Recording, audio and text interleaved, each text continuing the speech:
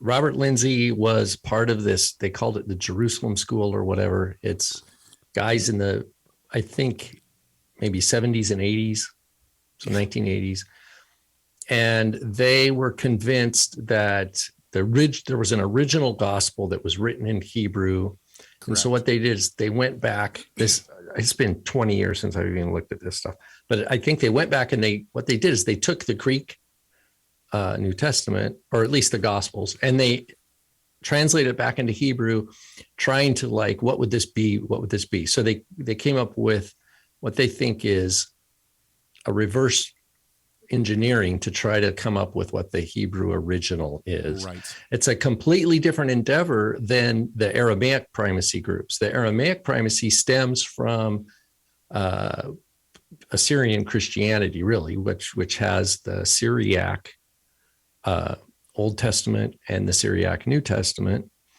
I'm just using those aren't my normal words, but just to try to get our brain around this. Yep. Syriac Christianity, because indeed Syriac is a dialect of Aramaic. It's an Aramaic language. There's Eastern Aramaic, Western Aramaic, just in the same way that there's Eastern and Western Jewish Aramaic. But these emerge really post 70. That and the Peshitta has been thoroughly studied and mapped out. George Kiraz over at Beth Mardukah, I think he's head of a press out of Pennsylvania that produces all sorts of wonderful scholarly work, very expensive books. But they have a new translation of the Peshitta, of the Aramaic, into English. They are the world's top experts on the Aramaic New Testament, and they themselves acknowledge that it's a translation from the Greek. So, but what has happened is some people they get a little bit of that idea and they go, oh, this was the language of Jesus, therefore this must be original. And they don't do any hard work. They just take this sensational kind of idea and run with it. Right. And so, but we need laborers. We need people who labor in the Word of God, not take little sensational snippets and run and try to sell it. So, but anyway. Agreed. So the idea of a Hebrew original and the idea of Aramaic original are those are different arenas. Things. Right. That's one thing I'll point out. But Caleb, I kind of hijacked. You asked to go first. So. No, that's totally fine. Just a couple of things. First of all, the Jerusalem School, one of the things that, at least from the people that I have read, that I don't know if they were actually part of the Jerusalem School or if they just adhere to the study that the Jerusalem School did.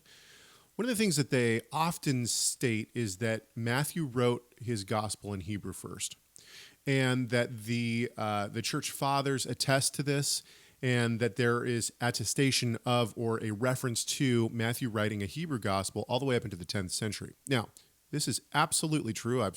We've talked about this on this show before, so those who are the hardcores, the hardcore Rob and Caleb show fans who go back to that era will have heard this before. But basically what we see is there is attestation of a Hebrew gospel or a gospel written in Hebrew by Matthew.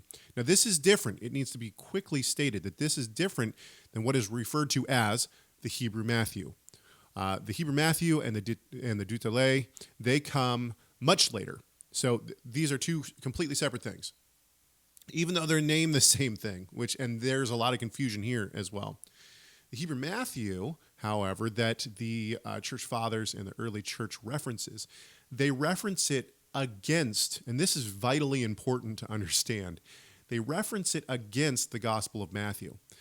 And what I mean by that is they will have lists of the canon, accepted, rejected, and possible, okay? And within those three lists, they'll have the Hebrew Matthew or the Hebrew Gospel, and then that'll be in the rejected, and then in the accepted, they'll have the Gospel of Matthew. So in the very lists of the canon, we see that they are seeing these as two completely separate works. Also, in the times that the church fathers in the early church reference or quote what they are calling the Gospel of Matthew in Hebrew, it is, I think it's something outrageous. Like 80% of the quotes are not found in the Gospel of Matthew. And that also is very significant. So the point here is that what is referenced by the church fathers as the Hebrew Matthew, or the gospel written in Hebrew by Matthew, is not the same as what we have in the Gospel of Matthew. It's two separate books. Thank you so much for watching this video. Tell us your thoughts on this subject by leaving a comment in the comment section. Make sure you like, share, subscribe, and enable those notifications. And we'll see you in the next video.